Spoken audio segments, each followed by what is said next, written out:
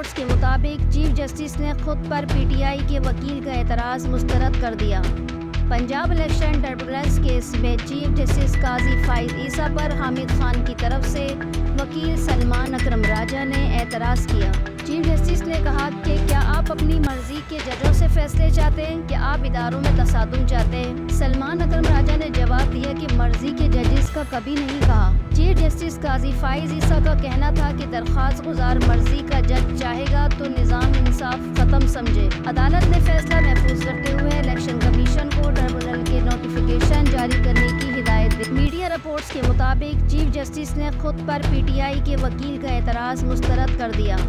Punjab election tribunals case میں chief justice قاضی فائز عیسیٰ پر حامد خان کی طرف سے وکیل سلمان اکرم راجہ نے اعتراض کیا۔